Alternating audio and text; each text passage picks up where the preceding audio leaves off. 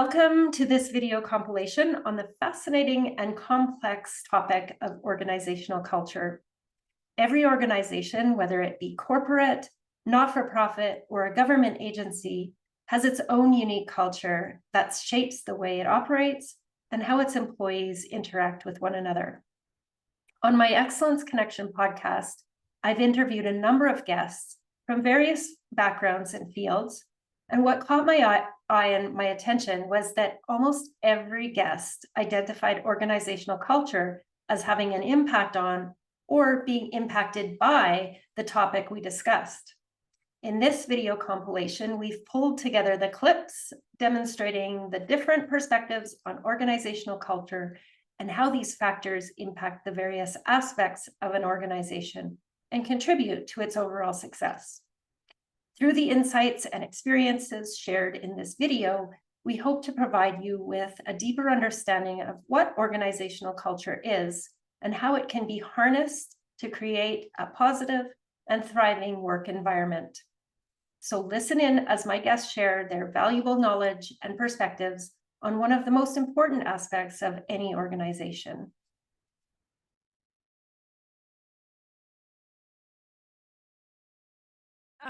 I want to give our listeners an idea of what high performance looks like for an organization.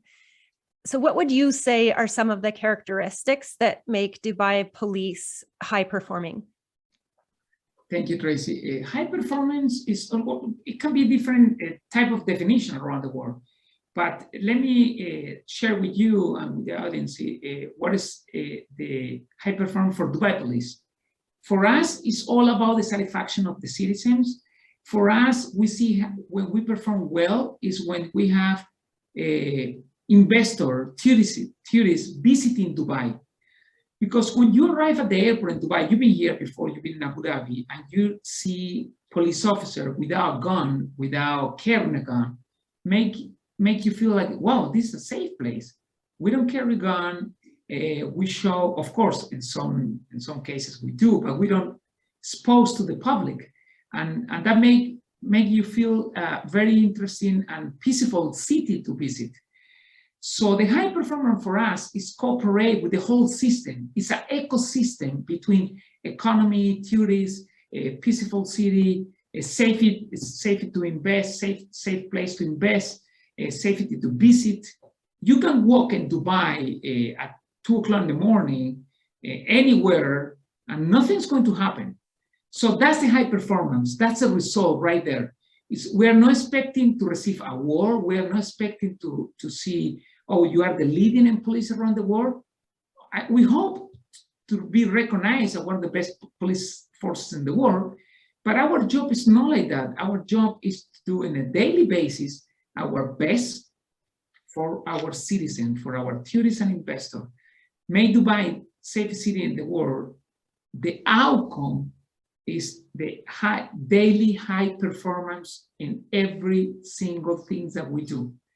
And the outcome, we evaluate, of course, and every year you can see different survey, Gallup, any UN specific for drug, from crime organized, Interpol, and you will see Dubai always in the top 10, always. But that's not enough. For us, because of our leader, we sponsor all the initiatives regarding to perform better. Abdullah Khalifa Merrill, Commander-in-Chief, he always say, we have to focus on our people.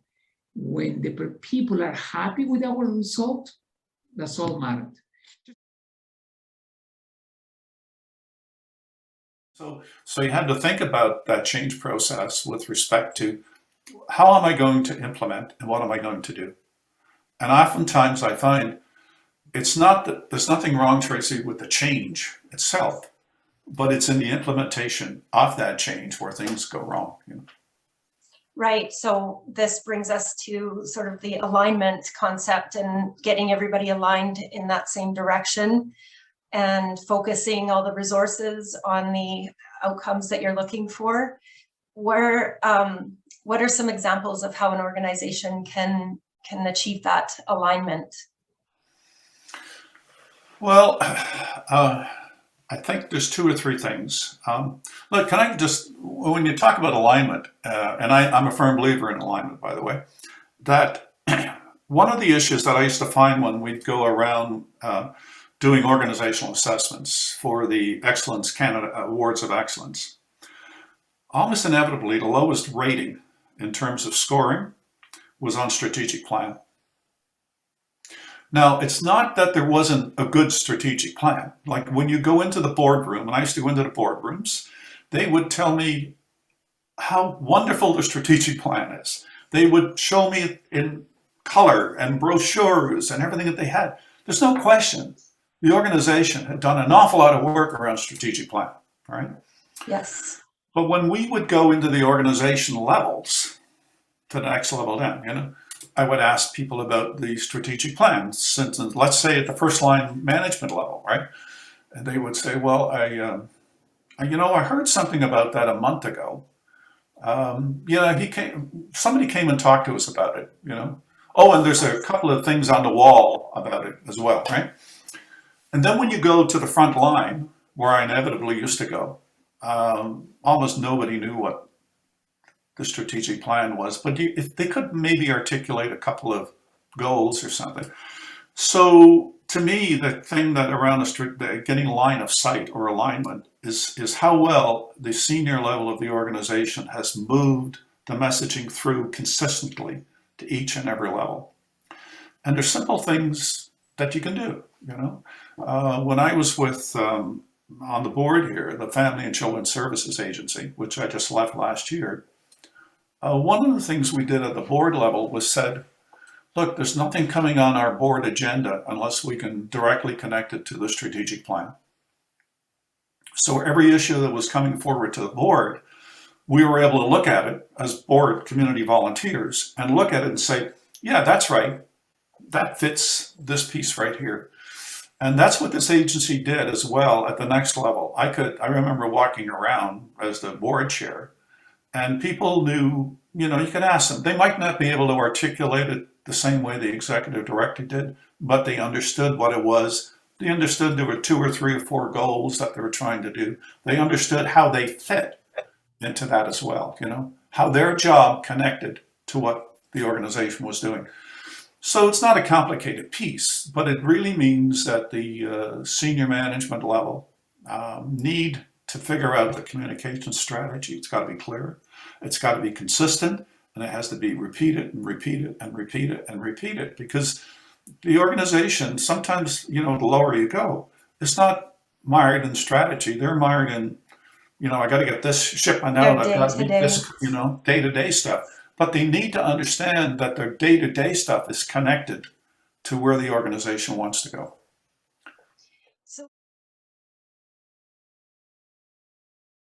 Right.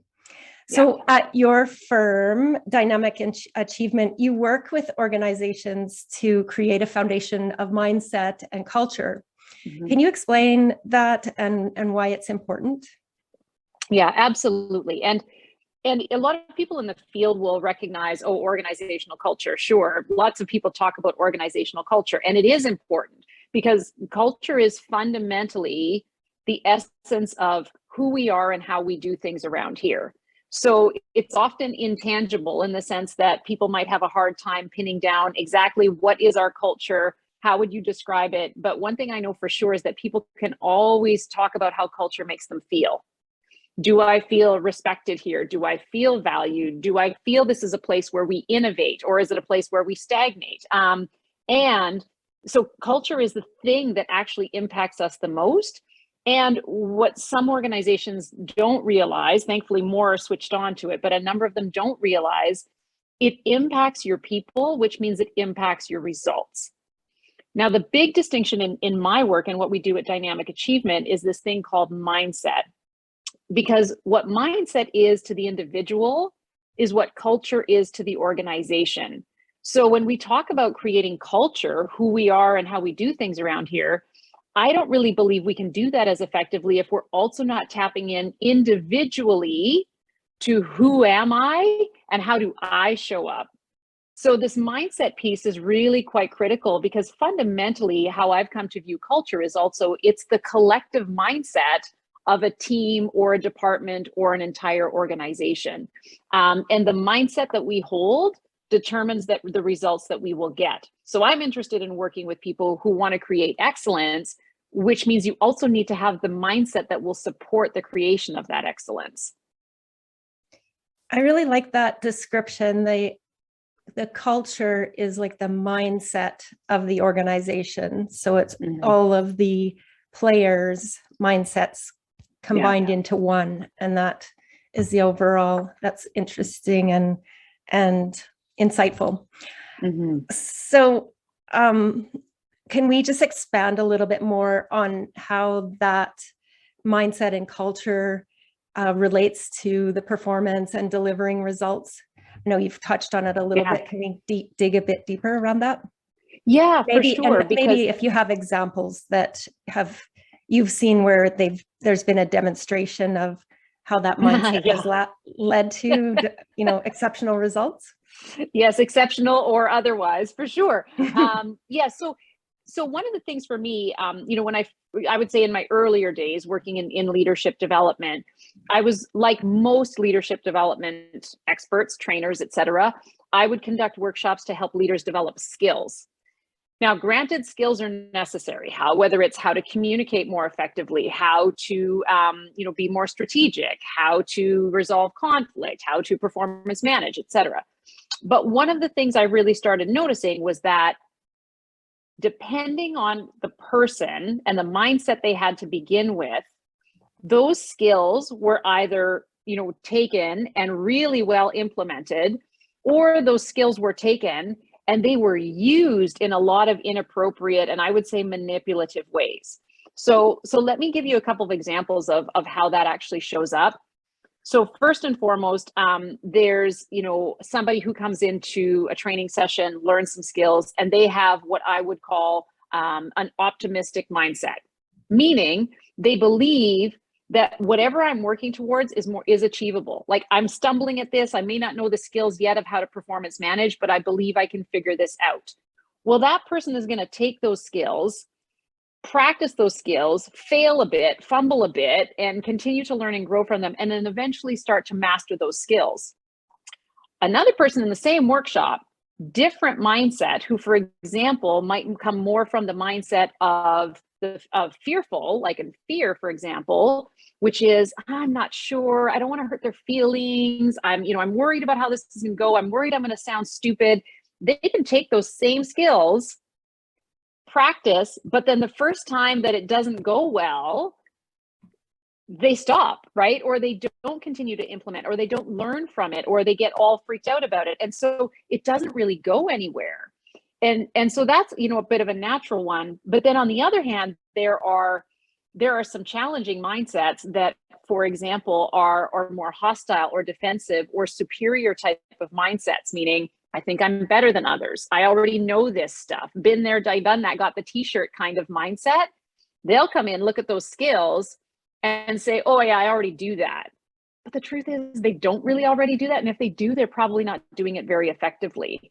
So bottom line in all of it, what I started realizing was that if I don't get people on the right page in terms of their mindset first, these skills are going to show up in very different ways and therefore create very different results. Those last two leaders I mentioned, or people in the program, so to speak, will end up with very different results than that initial person with the more optimistic, achievable mindset, who can take those skills and really grow from them and start to master them, as opposed to not use them poorly, or frankly, just, use them on people, in which case they're never that effective. Yeah, I hear you about the using it on people. That's interesting too, because I think that's a real thing we see these days about various applications of improvement ideas when we're trying to implement them. We're not really getting to the bottom of it. We're just kind of forcing it, and it doesn't feel right, and it doesn't end up with good results either. It's just sort of a going through the motions thing. So yeah, I think I get that about, you want to bring some consistency to really shift the mindset of all the individuals to the same page. Yeah. So that when they're applying the skills, they're being consistent and getting those good results from that. Absolutely. And in the work that we do, like, we make a very clear distinction between what we call the horizontal mindset and the vertical mindset. And the horizontal mindset, like those less than stellar participants I described earlier, the horizontal mindset is driven by fear and greed. Now, we can all relate to that on some level. We all have fears that hold us back, right? We don't speak up when we know we probably should, or we do something out of fear. We become defensive and protect ourselves, or we feel the need to, to armor ourselves up, so to speak. And greed is also another one. And it's not just what we might think of in terms of greed, like I'm hungry for more money or a promotion or status, or control. It can also show up in really interesting ways, like I feel the need for validation. I'm craving affirmation and acceptance, or even, I'm stuck on, I wish things were like they were in the past, or I wish things could be like how I want them to be in the future. And all those are all forms of greed that keep us out of being able to perform at a high level. So that's the horizontal mindset. And so hence where I might show up with fear around something, I show up with superiority. I can show up in a victim type of mindset where I just think, oh, this is all happening to me and I'm just going to complain and blame and point fingers. So that's the horizontal mindset. And as you can imagine, just from what I've described, it doesn't create great outcomes. It just tends to create a lot more inaction or, misalignment. It creates disconnection and alienation with others. And this is where we see people who cannot lead effectively in any way, shape, or form. On the other side of that, though, is what we call the vertical mindset. And the vertical mindset at its essence is about creation. Because as human beings, we are all here on this earth to create. I mean, we come from an act of procreation, right? And that's our whole lives. Like, we create our interests, we create a style and a way that we live, we create our interests, our hobbies, eventually a career and a path and a family of our own. So when we are at our best as human beings, we are coming from this place of wanting to create and also wanting to create for the greater good. The horizontal mindset is that what's in it for me type of mentality. The vertical mindset is in, how does this help benefit a greater number of people? Even if that's just one other person, it's still about something outside of yourself. And so when we make a very clear distinction of those two mindsets, which we all have, by the way, but we each have a tendency of, where do we spend more time? Do we spend more time operating from a horizontal perspective or from a vertical mindset? And depending on that answer, that will determine how you're showing up as a leader, and therefore, once again, the type of results and outcomes that you're achieving, not only personally, but what you're creating with your entire team.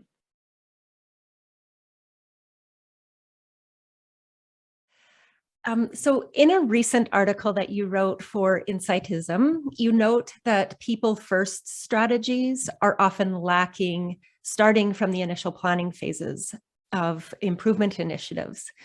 What are some of these people-first strategies that you refer to and that organizations should employ in their planning phases? Yeah, I think this is a very good question, Tracey, and it's very important. And we hear more and more talking about people-first strategies. And I think the pandemic also taught us how it's important to focus on people. We talked a lot about empathy, psychological safety during the pandemic, because people felt that threat. But I think it goes back to, when we talk about this a lot in excellence models, is the focus on people and putting the people at the heart of the organization. I mean, we say people are our most important asset. I think they are the asset of the organization. Everything else could be replaced, but talented people, people who knows the organization, people who really can help the organization achieve its results because they are aligned with the organization and they have that commitment, that engagement with what the organization wants to do is very important. In my article, I speak usually about three things which are, I think, very important. 3 E's: they engage, they empower, and they excel. And in all of this, it's really about the people, about making sure that we have an inclusive culture. And a lot of times we think we have a good culture because we focus on people. It doesn't mean we really are putting people first. We have to make sure that we have that inclusion of people. And I spoke about it at the planning phase, at the initial design, initial step of putting a plan in place. It's important to hear people, to listen to them, and to have their voice heard in what we're doing, and have input from the people in what we're doing at all levels. Sometimes we feel the decisions are taken at a high level in the organization, and we forget that people are the one who are doing the work. They know what's going on. They know sometimes more than what the management knows about the challenges of the organization. And the place with the people, you have the problems, you have the solutions to sometimes, and we need to trust them. And that engagement has to happen, and it has to be driven by from top down. We can't just count on the management to do it. So the talk about engagement, the message from the management, and having systems to engage people is really very important. And this is how we show that we're putting emphasis on people in the organization. It's not just about the empathy feeling. It's not about supporting them or focusing on their needs and how to, or just recognition. It's really about having a culture where everyone in the organization is really feels that he's important and he's contributing to the organization. And we need to put all of these things in place to get their voice and to make sure that we listen to them as managers. And the other point which I really focus on is empowering people. And sometimes we tell people that they have the freedom, they can do things. We open doors for them to try things, but we don't really have systems to support that. Or when they fail, we have that sometimes blame culture, or we are not open to even sometimes to let them try an experiment. And this goes back to creating a learning organization. People needs to be empowered. They need to be really having the bandwidth to try new things. I believe, same as flexible plans, I believe that we need to have that flexible environment, but also I believe as a quality professional that we need to have certain boundaries. So you need to design these systems where you allow people to try and to experiment. Of course, you need to be able to protect your organization in a way. So you need to create that balance and that equilibrium within your organization to have systems that allow people to try new things and contribute ideas, thoughts, to the organization, and in addition to sorting out problems. And we, as quality professionals, and we focus on problem solving most of the time. But we saw also lately that a lot of organizations are using design thinking to involve their employees and have that contribution from them into what they are designing and what they are, the new products and services they're designing for their clients. So this is the empower. We need to open the door for people to learn new things. We need to allow them to experiment, fail, and still contribute positively to the organization. And it really starts to touch on another question that I had for you regarding alignment. So in organizational excellence, we talk about alignment and keeping all of the organizational purpose and vision aligned with everything that's done in the organization. And I just wanted to ask you if there's any specific strategies that employers can use to help align individual and organizational needs for excellence. Well, certainly a lot of it goes back to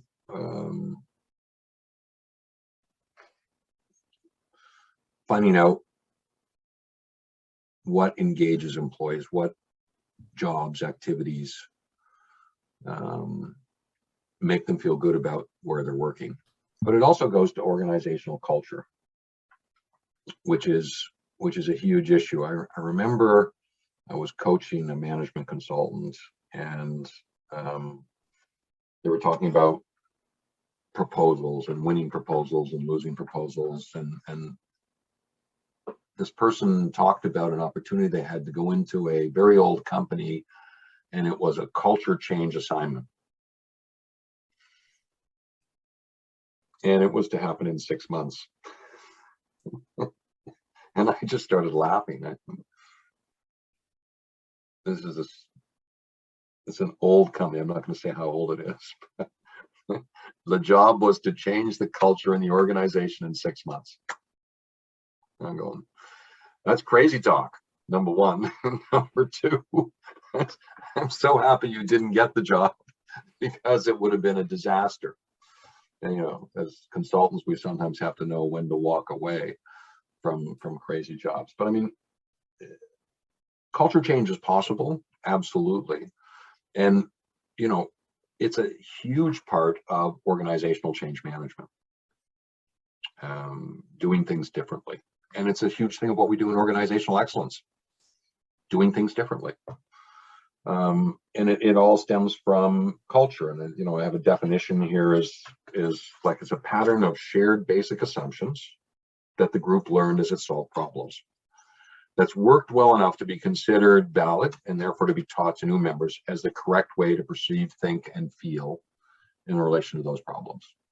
So it's our behaviors. You know, there's norms, which are good versus bad. There's assumptions about how things work around here.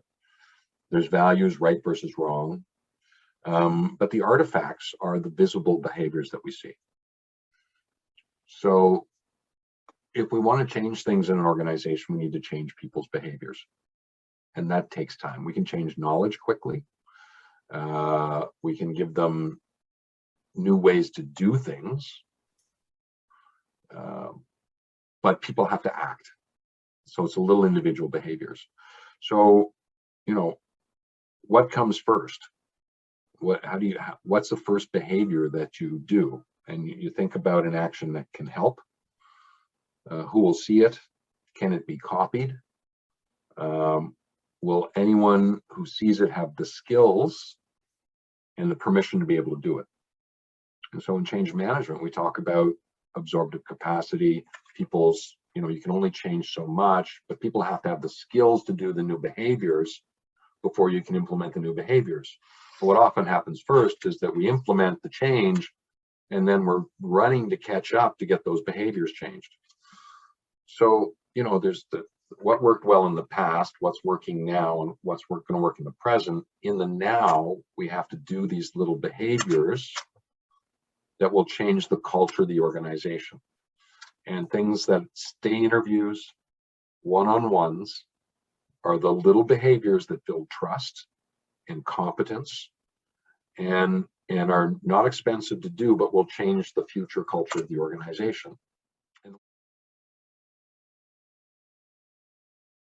Yes, and speaking of culture, that's one of my next questions, is how important is culture with respect to innovation? Yeah, and culture, another quote from Deal and Kennedy, who wrote the very first book on company culture. They said, culture is the way we do things around here. And for a startup, it's not usually a problem. But whether it's a startup or a large organization, culture is defined by leaders' behaviors, and especially by the behaviors of leaders when there's a crisis. And the way leaders behave in crisis defines the behaviors of the rest of the people. It's almost intuitive. And we have become very used in the last 20, 30 years to an execution culture. I don't mean killing people. I mean getting things done, getting results. And that lines up very much with the culture of quality. And it tends to subvert creativity. It doesn't allow creativity. We don't have time for it. And so one of the big challenges in organizations is how to allow the looseness of creativity with the tightness of execution and delivery.